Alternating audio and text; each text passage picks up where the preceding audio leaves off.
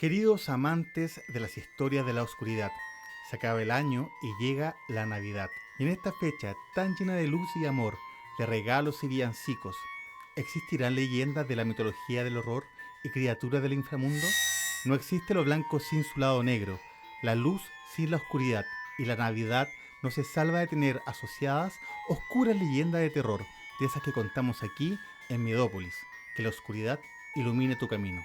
En esta oscura Navidad les presentaré a la versión diabólica de Santa Claus o Papá Noel, a la ogresa de la Navidad y a su gato gigante que come niños, y a una oscura mujer tan gore y sangrienta que destripa a los niños mal portados, entre otras criaturas de la negra Navidad. De verdad, y lo digo sinceramente, que me hubiera encantado conocer a estas tétricas leyendas en mi infancia. Seguro hubiera disfrutado más esta fecha con el aliño del terror.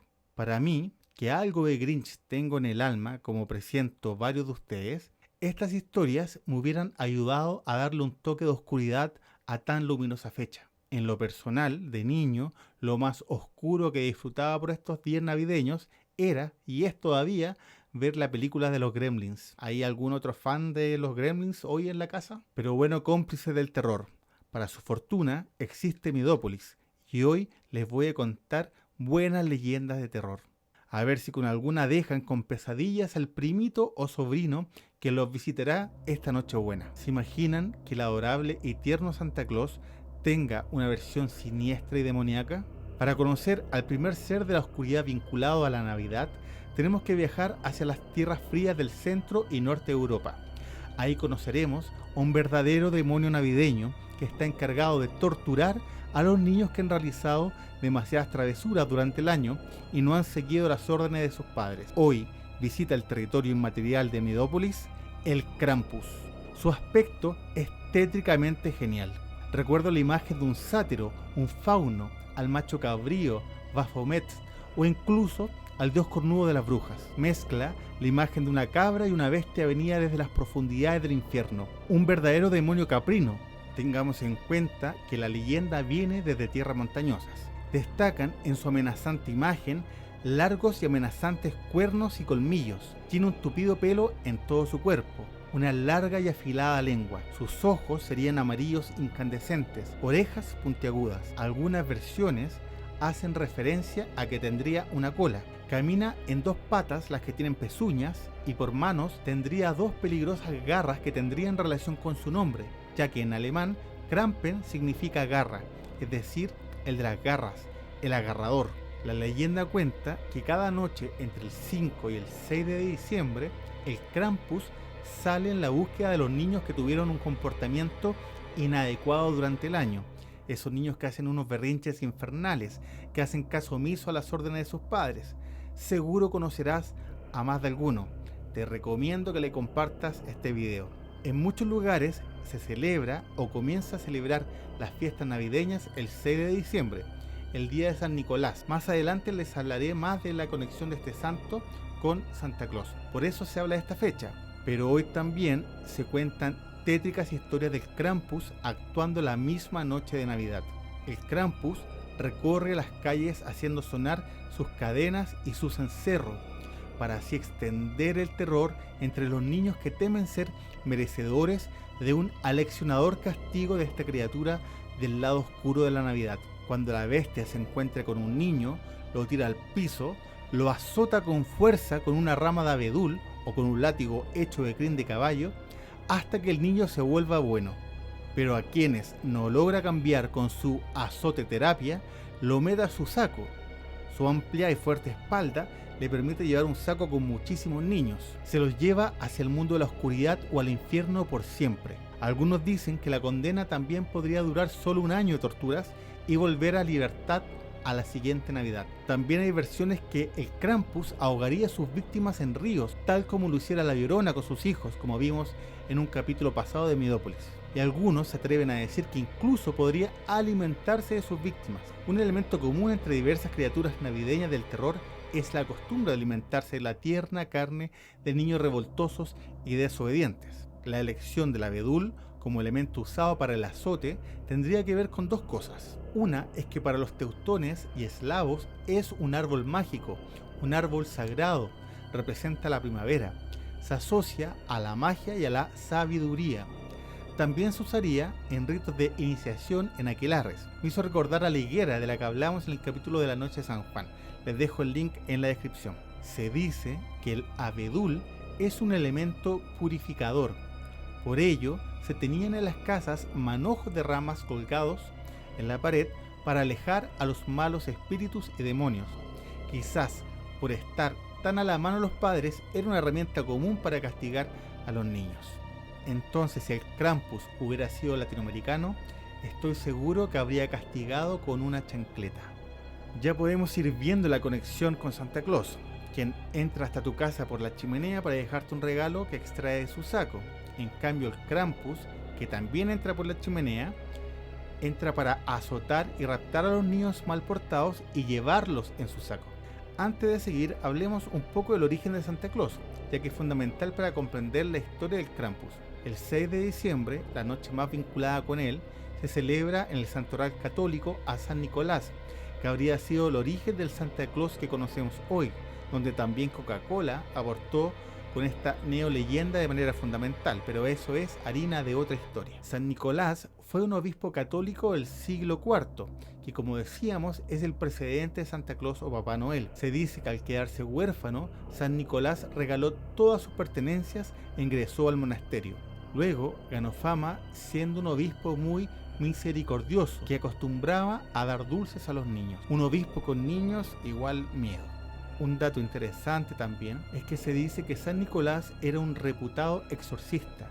Y un dato perturbador para algunos, dice que el propio Krampus era un colaborador de Santa Claus. Santa, dado el aspecto temible de su ayudante, le pedía que fuera él a asustar a los niños mal portados. Otros dicen que la costumbre de Santa de dejar un carbón a los niños traviesos era en realidad una pista para indicar al Krampus cuáles eran sus víctimas. De hecho, Krampus también utiliza la chimenea para llegar hasta la intimidad del hogar.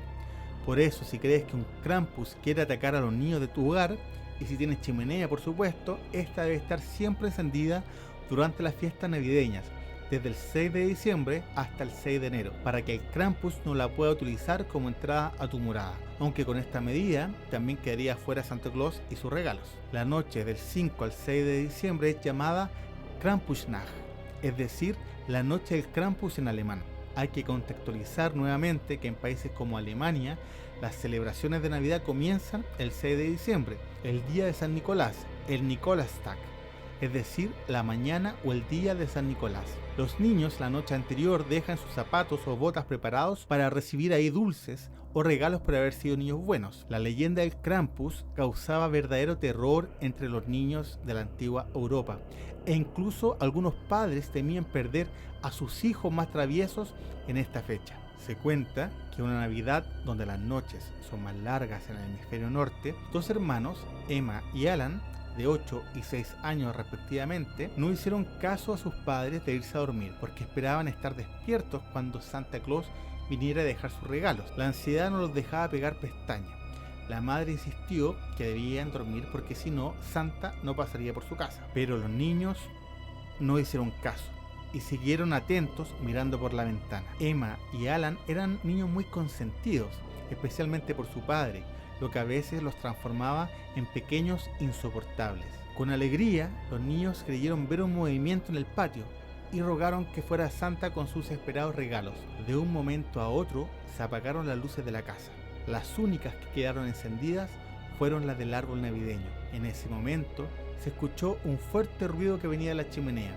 Algo pesado cayó ahí. En la penumbra, se comenzó a ver a una especie de hombre con cachos y enormes garras. Sus dientes eran afilados colmillos y sus ojos de un luminoso amarillo. Los niños quedaron atónitos. La horrible criatura se puso de pie frente a ellos y les preguntó si habían sido niños buenos. Los niños estaban en estado de shock, no dijeron nada, así que el Krampus fue a la carga nuevamente con la pregunta: Niños, ¿han sido buenos? Los niños tímidamente esbozaron un sí. ¡Mienten! Gritó furioso el Krampus. Con sus garras los tomó, los lanzó dentro del saco y se perdió con ellos entre la noche y la nieve. La madre ante el ruido fue a la sala.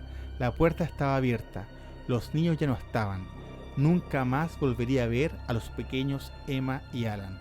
Días previos a la Navidad, muchos europeos pronuncian la frase Gruß vom Krampus, que podría ser un dicho popular o un saludo al Krampus, que se usa para recordar a los infantes que el Krampus está por venir y tienen que ser niños buenos. En español sería algo como saludos del Krampus o saludos te envía el Krampus, es decir, te está mirando. Como decíamos, los niños de la antigua Europa se traumaron con el miedo que les infundía la leyenda. Hay que pensar que era un mundo muy distinto y duro para ser infante y también adulto. Estaban mucho más cerca de la muerte que los acomodados niños de hoy. Fue tanto así que la iglesia en el siglo XII prohibió contar la leyenda. Aquí no le hacemos mucho caso a la iglesia, así que la vamos a contar igual. Porque si hay algo que es inmortal en este mundo, son las buenas historias. Por eso, hoy las contamos y honramos aquí en Miedópolis. Durante la Segunda Guerra Mundial, los fascistas acusaban a los socialdemócratas de haberlo creado para su uso político. Nos enteraron que el Krampus era una historia antiquísima. Las teorías se dividen en torno al origen de la leyenda. Muchos hablan de Alemania, pero también se plantea que la leyenda habría nacido en los Alpes suizos. Para entender su linaje, hay que mirar hacia la rica mitología nórdica, ya que se dice que es hijo de Hel, es nada menos que la encargada del inframundo de los muertos sin honor. Es hija de Loki. Por un lado de su cuerpo es absolutamente hermosa y por el otro lado es un cadáver en avanzado estado de putrefacción. Existe todavía hoy un debate abierto si la leyenda viene de los tiempos paganos o es una criatura nacida en la era cristiana. Esta última opción explicaría sus varias semejanzas al demonio cristiano. El hábitat del Krampus está especialmente en los países alpinos como Alemania, Austria, Francia, Italia, República Checa, Eslovenia y Suiza. Hoy en algunos de estos países los hombres acostumbran esta noche a emborracharse y vestirse, más bien caracterizarse como un Krampus, y recorren la Krampuslav, que es una especie de congregación o tétrico o carnaval de muchos Krampus. Pero ahora estaba leyendo que algunos, gracias a las buenas cervezas de esa zona, se habían metido demasiado en su personaje de demonio navideño castigador y daban azotes desmesurados a los espectadores del carnaval. Así que ahora están prohibiéndolo del alcohol. Siempre hay uno que no se controla y arruina la fiesta. A esos el Krampus debería meterlos en el saco. De todas formas, me parece una festividad súper interesante. Por lo invernal de la fecha se suelen ver imágenes donde la nieve cae entre los Krampus que recorren las coloniales calles del norte de Europa. Estética de terror muy atractiva, creo yo. Que la oscuridad ilumine mi camino hacia un 6 de diciembre en un pueblo de Eslovenia, de Austria, de Suiza o Alemania, donde voy a compartir una responsable cerveza con un amigo Krampus. Sigamos, en este caso con las siguientes criaturas. Es un plural porque hablaremos de un grupo de 13 seres, los Johannesbeinar o los 13 santas de Islandia. Desde las tierras de Björk, es decir Islandia, vienen a oscurecer la Navidad los Johannesbeinar o los 13 santas de Islandia o los Julelads. Bueno, como hablamos en su momento aquí en Miedópolis, tal como Halloween o Día de Muertos y la Noche de San Juan, también es de alguna forma la celebración de un solsticio, o ese es su origen. Una vez más la adaptación de una costumbre pagana a la tradición cristiana, tal como Halloween o la Noche de San Juan. Si el paganismo demandara al cristianismo por derecho de autor, habría que vender mucho oro al Vaticano para pagar la indemnización. Los pueblos germanos y vikingos le llamaban a estas fechas Yule, las fiestas del Yule o el tiempo del Yule. Sobre esta adaptación, como muestra un botón. El árbol de Navidad surgió cuando los cristianos vieron que en el norte de Europa, por estas fechas, celebraban el nacimiento de Frey o Freyr, el dios de la lluvia, el sol naciente y la fertilidad, y lo celebraban adornando un árbol de hoja no perenne, es decir, que tenga hoja todo el año. El árbol representaba el árbol del universo al que llamaban Yggdrasil. Es el árbol de la vida que mantiene unidos los diferentes mundos de la mitología nórdica. San Bonifacio, un evangelizador alemán, tomó este discurso y cortó un árbol que representaba al Yggdrasil y en su lugar plantó un pino, al que adornó con manzanas y velas y adaptó el relato a los valores cristianos. En Islandia la festividad tenía el nombre de Jólasbeinarnir o Jalasbeinar, y según la leyenda de estas frías tierras dicen que hay 13 criaturas llamadas Johannesbeinar. Tendrían el aspecto de un hombre viejo, a pesar de que muchos le llaman niños. Durante 13 días, un día cada uno, tendrían la misión de llevar dulces y regalos a los niños. Si el niño no había sido bueno, de regalo le dejarían papas podridas. Pero las versiones más antiguas dicen que entraban a las casas a asustar a estos niños mal portados y que incluso se los robaban y llevaban consigo porque tenían fama de ladrones. Cada uno de los 13 Jólasveinar tenía características específicas, como por ejemplo, Stegjastaur era aficionado a robar ovejas, Gili Jagur robaba leche, Potasleikir robaba la sobra de las ollas, y así. Entonces, cuando se empiezan a desaparecer las cosas en estas fechas, a escucharse ruidos extraños, es señal que los Jólasveinar han salido de las cuevas de las montañas y andan en la búsqueda de los niños bien portados para premiarlos y de los mal portados para castigarlos e incluso robarlos.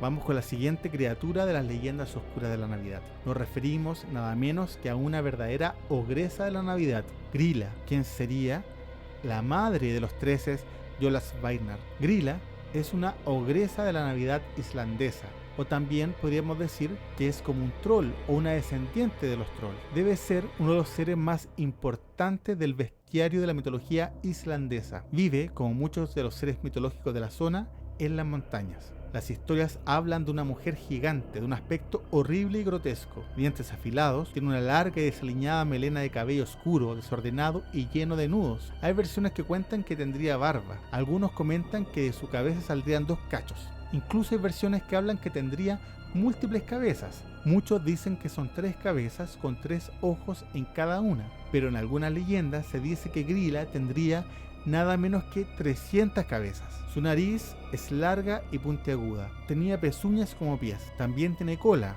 o colas, porque algunos dicen que son unas 14 o 15 y los más aventurados dicen que serían más de 40 colas. Viste ropa andrajosa y desgastada, añadiendo a su apariencia una sensación de descuido y rusticidad. Tendría mucha fuerza y una habilidad sobrenatural para identificar y encontrar a los niños mal comportados. Al igual que Krampus, usaba uno o varios sacos para ir juntando a estos niños. En sus diferentes colas llevaba los sacos y a los niños los llevaba hasta su temible olla para prepararlos como un estofado. Otra coincidencia con el Krampus es que en 1746 se promulgó un decreto que prohibía asustar a los niños con su leyenda. Tiene la capacidad sobrenatural de transformarse o cambiar su aspecto, lo que le ayudaría en su objetivo para conseguir a niños mal comportados para así darse un contundente banquete navideño. Lo que también le ayudaría a cumplir su misión sería su espectacular capacidad auditiva, gracias a sus privilegiados oídos que le permiten escuchar conversaciones a kilómetros. Por esas épocas, los padres advertían a los niños diciéndoles: Grilla te va a hervir vivo, roe tu corazón, succiona la piel de tus huesos y lame la grasa de tus dedos. Realmente una advertencia mucho más dura que la que cuando te dicen que no te va a llegar un regalo sino que un pedazo de carbón. El marido de Grilla es también un ogro devorador de niños llamado Lepaduli, pero es sumamente flojo y espera que Grilla sea la que le lleve el alimento a su casa. Aunque ojo, este no es el padre de los 13 Jólslat. Eso fue con su primer marido, Voli. Ese murió de viejo. Luego se casó con otro, pero la aburría profundamente, así que un día se lo comió. Y Lepaludi es el tercer marido, que era flojo, pero valiente, porque engañó a Grilla con una joven llamada Lupa, a la que contrató cuando Grilla estuvo enferma. Incluso tuvo un hijo con ella, pero eso ya es farándula mitológica. A Grilla quizás ya la viste alguna vez en la serie Sabrina, en la serie animada Hilda y en el video God of War en su versión Ragnarok.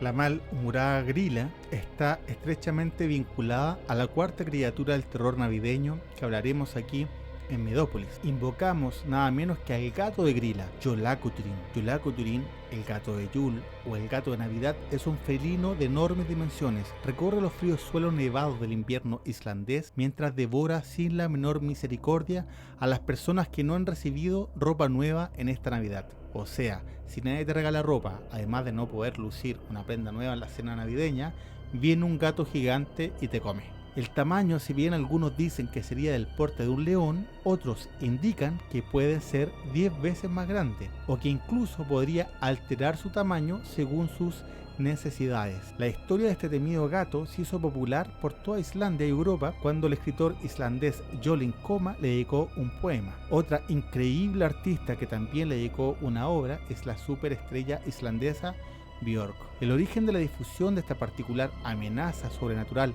vinculada a la ropa nueva tendría relación con que la usaban los dueños de los campos para incentivar a que los trabajadores terminaran el proceso de la lana antes de Navidad. Los trabajadores que cumplían con el objetivo eran premiados con ropa nueva y los que no, por supuesto, eran devorados por el gato gigante de Navidad. Bueno, muchos trabajamos mejor a base de presión. A los trabajadores también por estas fechas se le daba un regalo de comida para celebrar la fiesta navideña, pero también se decía que el gato te lo podría robar y comer. También es un excelente incentivo al gasto, algo tan apreciado por las sociedades consumistas, en especial en esta festiva fecha. Para los niños representaba que si no tenías ropa nueva para Navidad, era un símbolo que no te habías comportado bien durante el año y por eso nadie te regalaba ropa. Entonces te merecías irte hasta las fauces del gato de Grilla. De alguna forma, era una pista para que el gato reconociera a sus víctimas. En los países nórdicos, donde el frío es un elemento clave en su identidad, se hacen parte del paisaje cultural las ovejas, la lana y el vestuario. Además, los pastores, al llegar a casa y cerca del fuego, le contaban estas historias a sus niños. Pero también me parece una excelente forma de hacer valorar cuando se recibe ropa como regalo, ya que esa prenda que te regaló tu tía, que no tiene nada que ver cómo tú te vistes, te puede salvar la vida. Sigamos el camino de la oscuridad con la próxima criatura que te va a sorprender. Debe ser la más sangrienta de la noche. A continuación invocamos a la señora Berta, una criatura más que camina por la frontera entre lo pagano y lo cristiano. Frau Berta o Perchta tiene su origen en una deidad de la mitología nórdica que cuida a los niños pequeños que mueren. Sus almas son llamadas Heimhen y les agradecen a Perchta ayudando a cuidar la tierra. Al ser una deidad, poseía un culto donde sus adoradores ofrendaban comida y bebidas. Berta los premiaba con riqueza y abundancia. Su nombre lo podríamos traducir como la que brilla. Podría provenir de la diosa Olda o de Frau Hol y otras figuras germánicas como Freya. Su nombre fue variando entre distintas épocas y territorios entre Suiza, Eslovenia, Alemania y Austria. Es la diosa de las hogueras, de las mujeres trabajadoras, de las sabias, de las curanderas y de las brujas, protectora de las hilanderas y tejedoras, porque de hecho ella misma habría sido tejedora. Como tantas historias paganas, esta convivió con el cristianismo y se asocia a la cacería salvaje, otra historia mitológica de aquellas. Entra a las casas durante 12 días, entre la Navidad y la Epifanía, o Día de Reyes Magos, o el Día de Perchta. Frau Berta entraba a las casas y premiaba o castigaba a las familias según lo trabajadoras que habían sido durante el año. Se preocupa mucho que se cumplan las labores domésticas. Es especialmente exigente con las mujeres y sus labores vinculadas al hilado de la lana. Incluso revisa la calidad del tejido. A las familias trabajadoras las premiaba con su bendición y regalos. A las que no, eran castigadas con profundas desgracias. Cuando no se ha terminado el hilado o el tejido no tiene la calidad esperada, quema los usos, los telares o los propios tejidos. A los niños de la familia también los recompensaba si su comportamiento lo ameritaba, con una moneda de plata que dejaría en uno de sus zapatos o en un balde. Pero si habían sido unos malos niños, Perchta abriría su estómago con un cuchillo que llevaba entre sus ropas, lo destriparía hasta la muerte y lo rellenaría con paja, piedras y basura. Esta sí es una criatura navideña con personalidad. Papá Noel deja un carboncito, Perchta los destripa y rellena de paja y piedras. Se le acusa también de llevarse a niños mal portados y comérselos, tal como Grilla. Esas 12 noches, Frau Berta viaja con las almas de los niños que han fallecido el último año. Algunos precisan que serían los niños que morían sin bautizo. Incluso tendrían la misión de vigilar el comportamiento de las personas para saber si Perchta premiará o castigará. También su leyenda aparece a la hora de no cometer tabúes culturales como hilar ropa durante los días sagrados. Se le asocia hoy en día más con una figura de una bruja que la de una deidad, es decir, una bruja de puntiaguda nariz, en este caso una nariz hecha de hierro. Es también un personaje dual. Algunos hablan de su lado bueno y otros de su lado oscuro. Su apariencia también vive en la dualidad. Puede ser una hermosa y joven mujer vestida de blanco o una anciana siniestra que camina con un bastón y viste andrajosas ropas. Algunos cuentan que tendría solamente un pie y este sería enorme y con la forma de una pata de ganso. En el sur de Austria existe una versión masculina de Perchta llamada Quantenberman. Algunos postulan que sería más bien su contraparte, su equivalente. Para alimentar a Perchta, en su peregrinación por las casas, se acostumbraba a dejarle un vaso de leche y algo para comer, para que deje su bendición en la casa. Lo que sobraba del alimento se esparcía por el campo, lo que funcionaba como un mágico fertilizante. También se le daba de comer a los animales para que fueran fértiles. Perchta es un tremendo personaje navideño que al menos a mí me ha encantado. Sigamos por este tour por la Navidad del Terror. Los oscuros caminos de la Navidad Negra de Medópolis nos llevan hasta Francia, donde vive la leyenda de Père Fouettard, lo que en castellano sería el Padre Látigo. También fue bautizado con otros nombres en distintos territorios de la región. Al igual que el Krampus, aquí estamos hablando de un acompañante de San Nicolás. San Nicolás se encarga de entregar regalos a niños bien portados y el Padre Fouettard es el encargado de repartir azotes. En ciertas regiones de Francia y Bélgica se suaviza la historia y dicen que solamente les entregaba un carbón o una remolacha. Qué aburrido. Hay una versión que dice que los personajes que saldrían la noche del 5 de diciembre serían tres: San Nicolás, que tendría un rol protector hacia los niños, Christkindl, que sería el ser angelical que reparte los regalos, y nuestro querido Padre Látigo, encargado de los castigos. Han descrito al Padre Látigo como una encarnación de Lucifer, un delegado del diablo, un verdadero hombre del saco bíblico. Se le describe como un personaje siniestro, cubierto de pieles, con una larga barba blanca, con cara sombría y cabellos desgreñados. Lleva consigo un grupo de varillas y un palo para con ellos castigar a los niños. También carga un saco donde podría meter a los niños. En vez de pies, tiene pezuñas o zapatones que hace resonar en el suelo para hacer temblar de miedo a quien los escucha.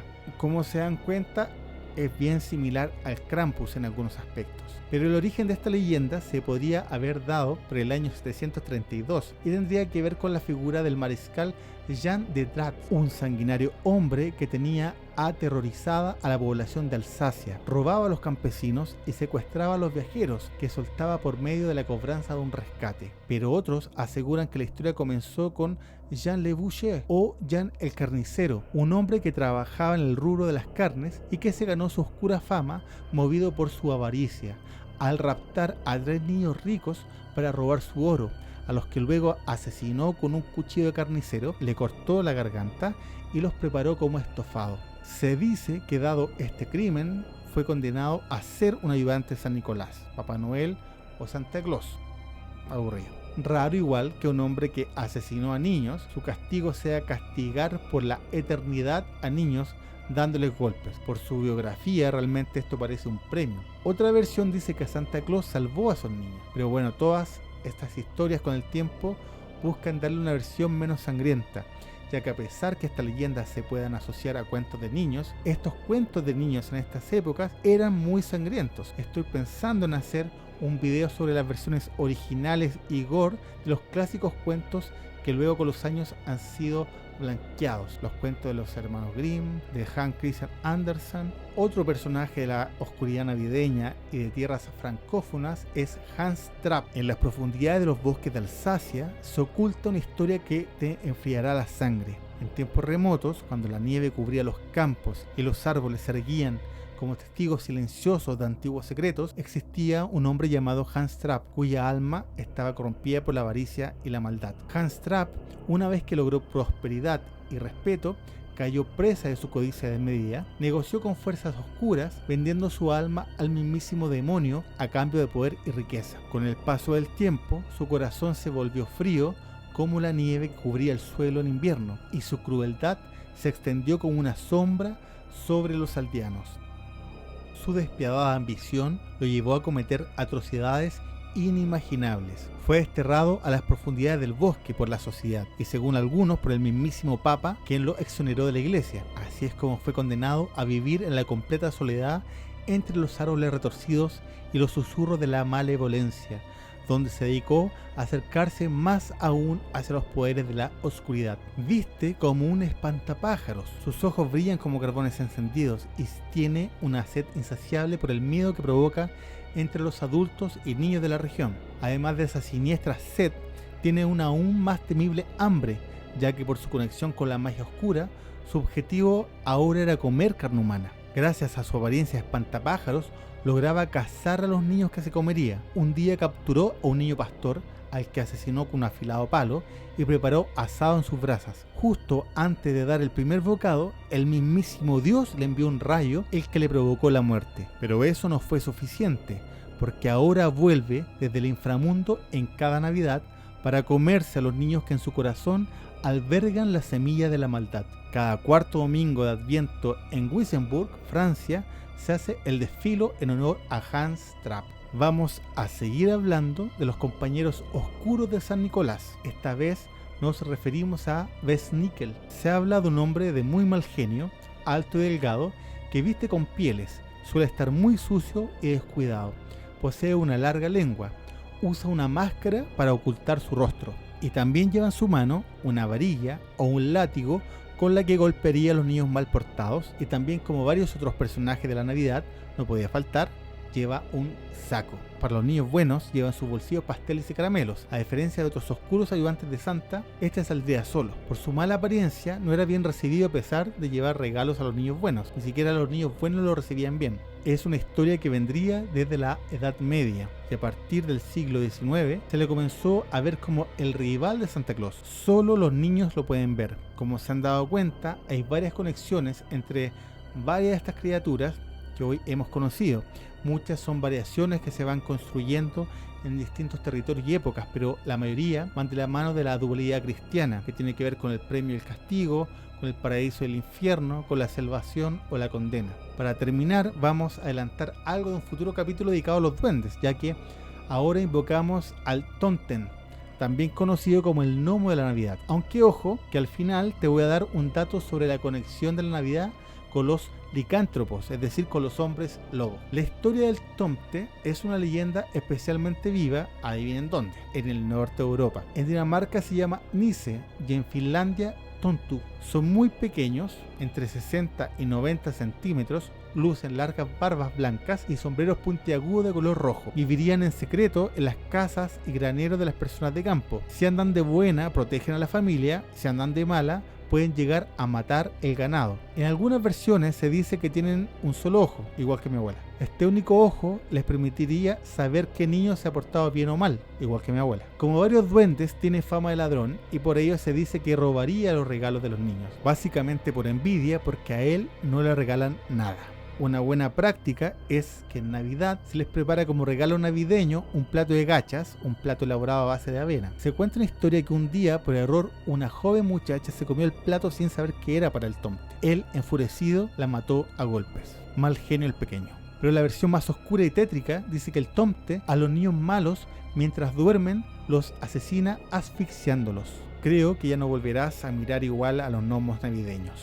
Y para terminar con este inventario del oscuro panteón navideño, te cuento lo prometido sobre la conexión de los hombres lobos con la Navidad, porque investigando este tema me he enterado que para varias culturas los niños que nacen el día de Navidad tienen muchas posibilidades de convertirse en hombre lobo, ya que se considera una blasfemia nacer el mismo día que Jesús. De hecho, el escritor Guy Endore toma e incluye este dato en su famoso libro, quizás el más famoso de la literatura de licántropos, Un hombre lobo en París. Bueno, queridas criaturas, espero haber cumplido con la misión de darle algo de oscuridad a esta luminosa fecha. Recuerda que para que no te caiga nuestra maldición, debes compartir este video con al menos 3 amigos. ¿Cuál fue tu figura navideña oscura favorita? La mía es Frau Berta. Cuéntame en comentarios sobre qué te gustaría que hablemos en el próximo capítulo de Medópolis, que la oscuridad ilumine tu camino.